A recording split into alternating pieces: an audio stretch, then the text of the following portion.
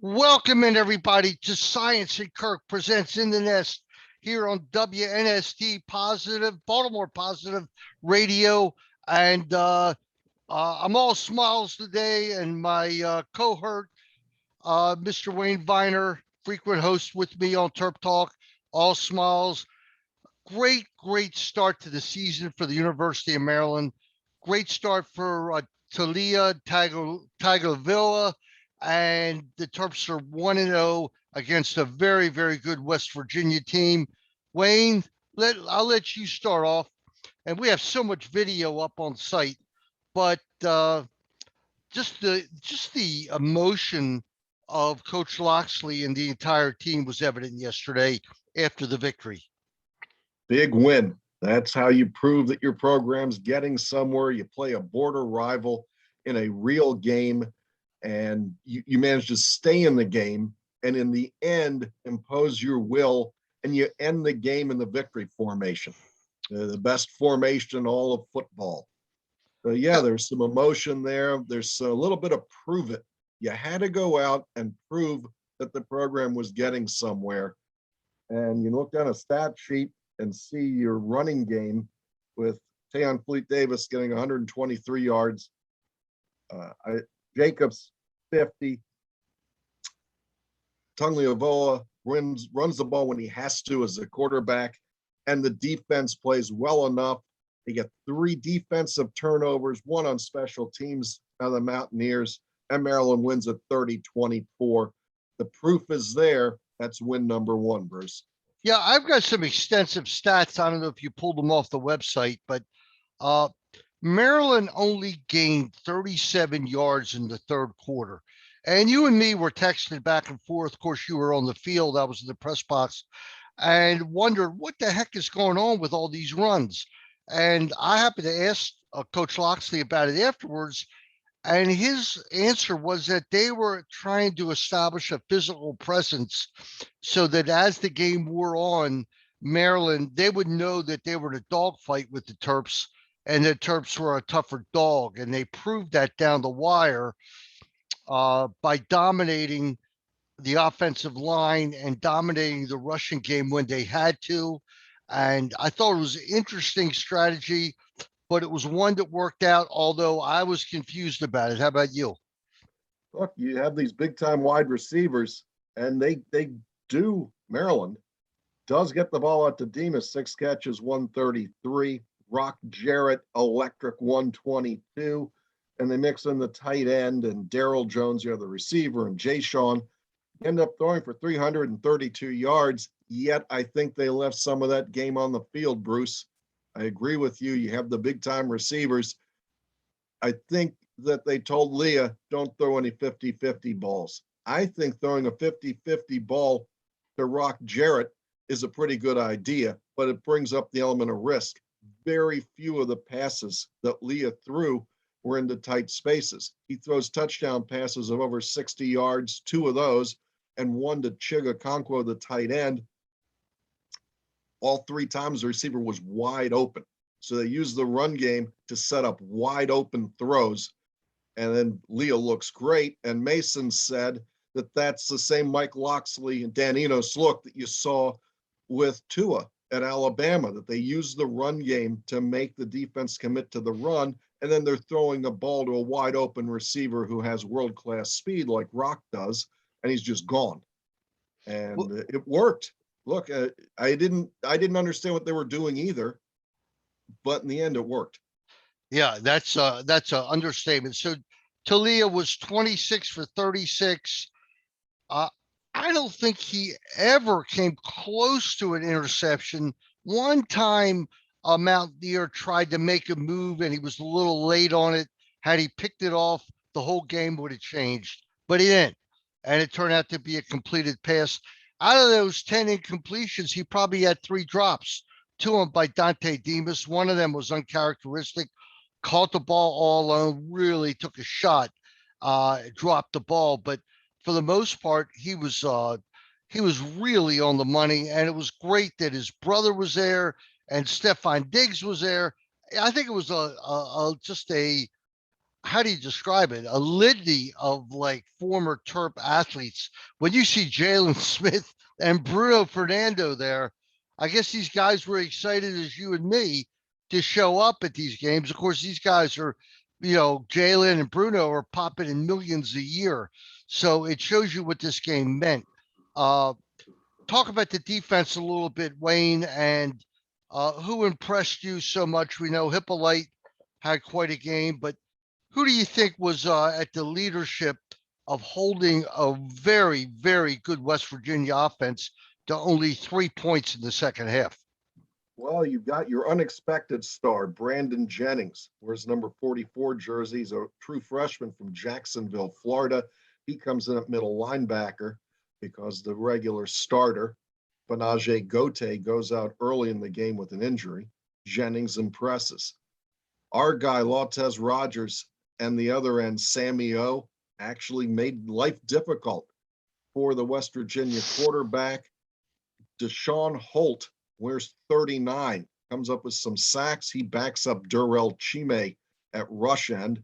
That worked well. Play of the day, Jacorian Bennett. Not that big a guy, whereas number 2 plays cornerback. He made a spectacular interception in the end zone that's not only did it stop West Virginia's momentum, but it gave Maryland life. If you have a chance to go to Terp Talk and watch the player interviews, every player we talk to brings up that was the play, because Bruce, that was the play. The game was in the balance. West Virginia drives the ball inside the Maryland 20, try to float one in the left corner of the end zone, and the Maryland defensive back says he was prepared, and he runs a better route than the West Virginia wide receiver and makes a spectacular interception. It almost was like that pass was meant for him, and he came up with a great catch. Let's look at some of the weaknesses of the game for Maryland yesterday. I didn't like the way after they got out to the 17-7 lead that they kind of put themselves in fourth gear and kind of relaxed a little bit. And you saw the kickoff return for the near touchdown, and the offense sputtered. But there's a need for some work on specialty teams. And Wayne, I was shocked that Locks didn't go to squib kicks with the way their kickoff return guy was torching the team. And you texted me during the game about that. The next kickoff was a short kickoff to the blocking returner, not their actual return guy, and he fair catches it at the 20. I'll take that. I mean, if you can't cover the kick, just pop it up down there, make it look more like a punt, and West Virginia gets the ball at the 20, and that's fine. They have 80 yards to go.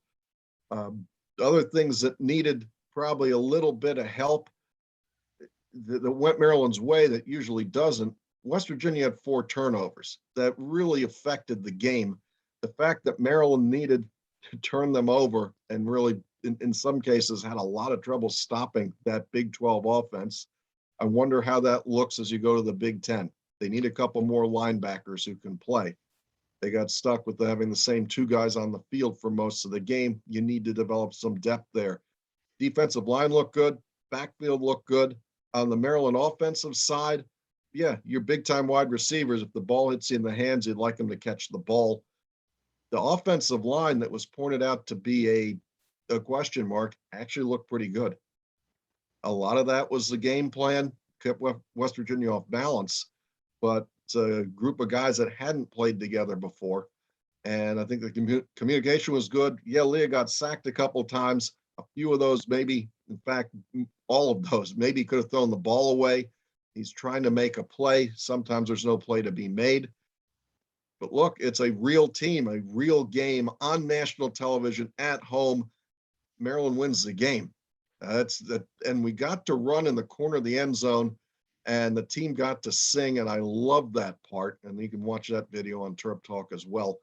The very, very throwback-like, real traditional Maryland, West Virginia win. Do you like the uniforms, Bruce? I'm a guy. It's funny when I heard it was script, the script Terps on it, and back from the 80s. Well, believe it or not, I still have some shirts from the 80s. And before the game, I was searching for them, but I couldn't find them. But that has that black script on it. I knew it would come back one day because it always was my favorite. And I think it was what I think it was Under Armour's first shirts that came out. All right, I'm not positive about that, but I think it was. And yeah, I like it a lot. And not that that means anything, but I did like it yesterday. But it was just funny.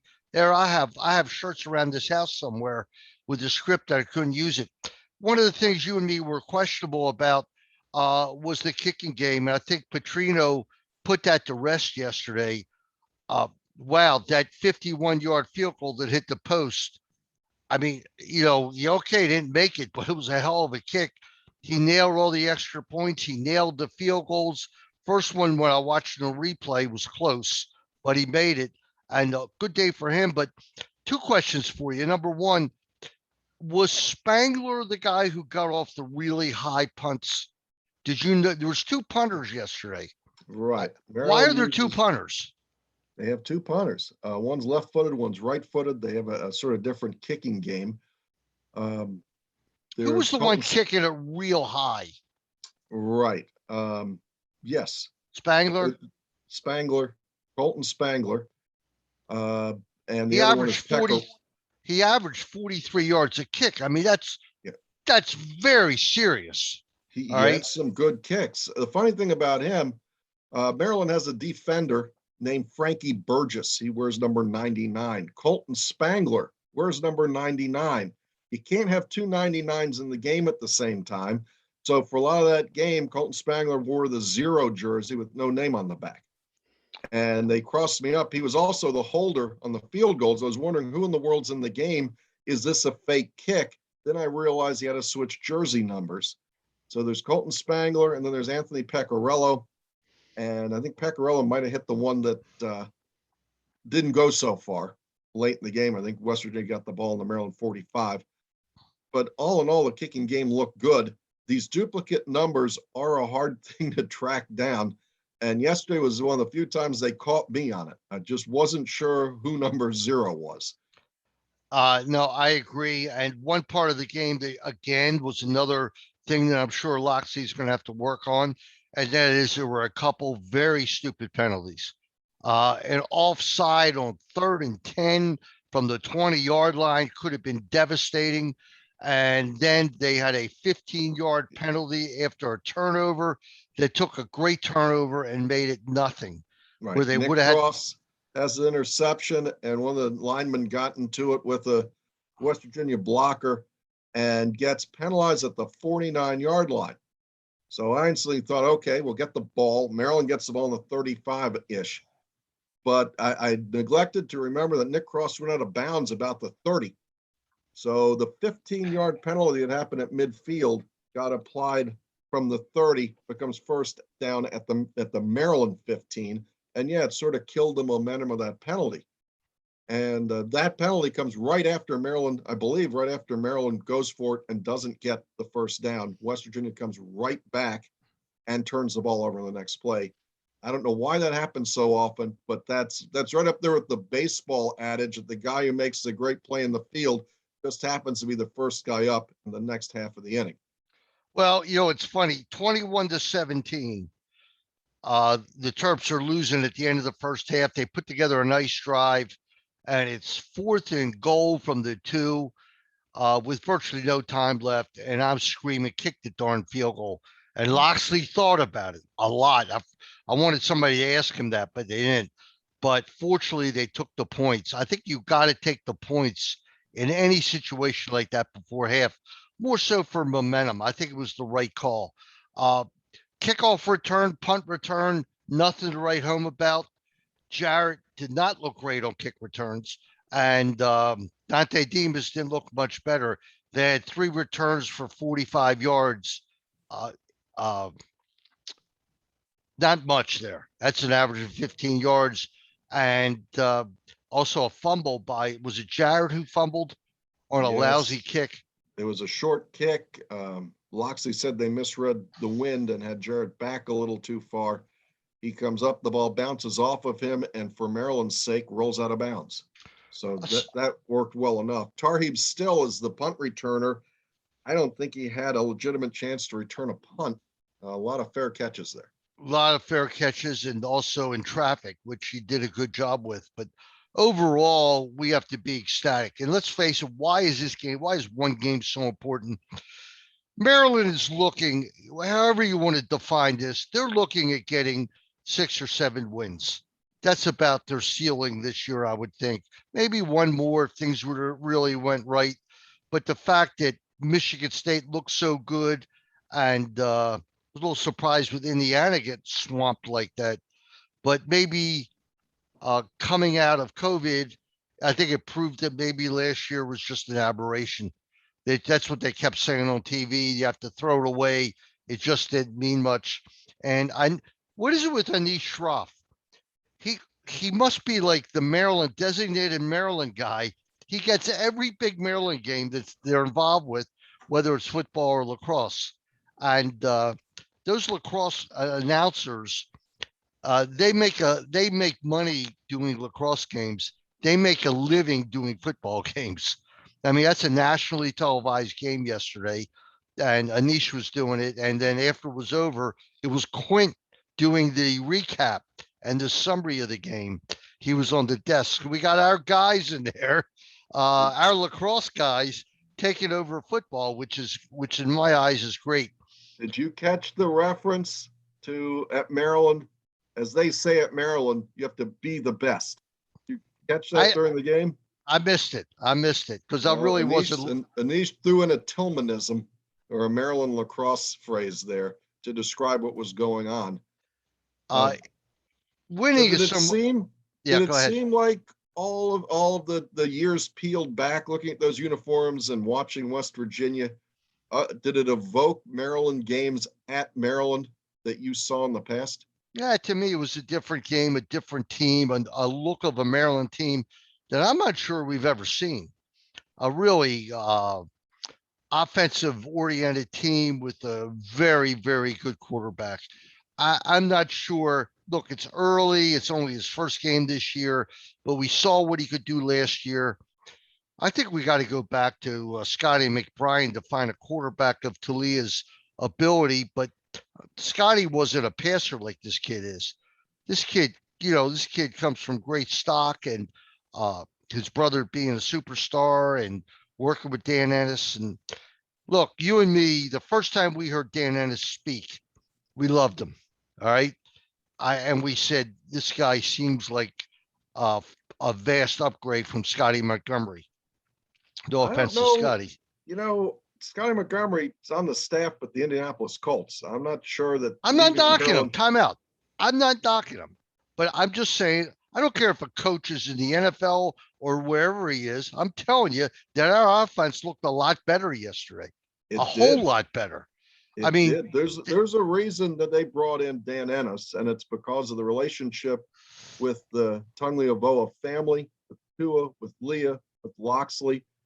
I mean, this is the guy who was the quarterback coach for Tua, so that Maryland had a chance to make that family again, to bring back the sort of the gang that won the national championship, or at least got there with Locksley at Alabama. So it's a big draw, and they're running the same offense. They were trying to run the same offense they ran at Alabama. The thing about Dan is, when you listen to him speak, is you think this guy's going to be a head coach any minute. So if he has a good year or two here, somebody's probably going to pick him off, and he'll be the next head coach at a mid-sized school someplace, and he'll be on his way to becoming a big-time head coach.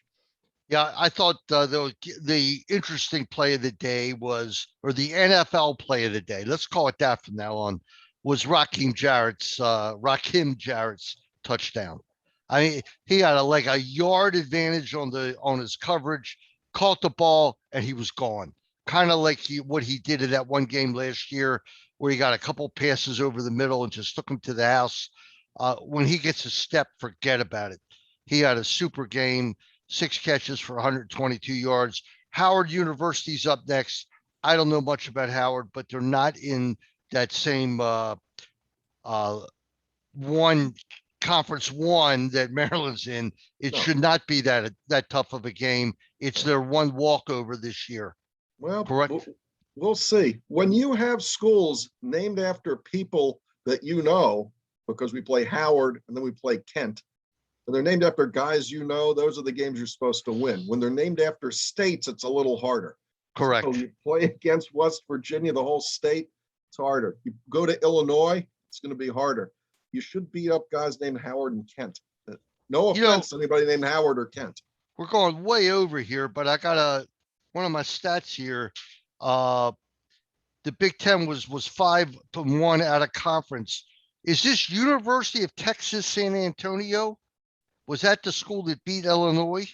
Yeah, the Roadrunners, I believe, of UTSA. 37-30. I mean, that's a shocker.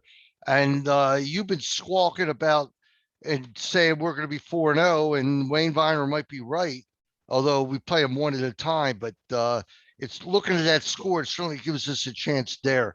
Real quick before we go in, we're way over. Well, I got one throw in before we go, but you go first. All right, first thing, I don't know if you saw it. Starting quarterback, I put it up on turftalk.com for Ferris State last night was Jared Bernhardt, our guy. All right, 4 runs for a touchdown, 3 passes for a touchdown. He was absolutely incredible. I'm not shocked. You're not shocked. The Whipsnakes will be in the final in 2 weeks at noon at Aldi Field in DC. You and me will be there, or I know I'll be there. And I can't wait for that game. They're back again for the 3rd year in a row. And who was it? Jay Carlson, hat trick. Brian Phipps taking over for Kyle Bernlohr, who was slumping, had 13 saves, only allowed 10 goals. Brian Phipps, a very good friend of mine, not just because lacrosse player, a friend of mine. And wow, it was a big day for Maryland this weekend. Any final comments, Wayne? Final comments, my shockers of the week, other than UTSA beat Illinois. Montana, which plays in the same league as North Dakota State, South Dakota State, they beat Washington. Pac-10 power Washington loses to Montana. South Dakota State, the Jackrabbits, go to Colorado State and beat them. This North Dakota State level football is getting pretty good. Get the UTSA win. South Dakota State and Montana beat Washington. Maybe they become a Power 5 conference. Who knows? They could take over for either the Pac-10 or the Big 12. With that, we will certainly see you from the field after Maryland plays Howard, probably about midnight when we go to Terp Talk. If you haven't seen it, go to terptalk.com and catch our post-game videos. Bruce, thanks for having me. Have a great Ravens week, and we'll talk to you soon. All right, this is Bruce Posner. You're listening to Science at Kirk presents In the Nest here on WNSD Baltimore Positive Radio. We'll be back in a few moments.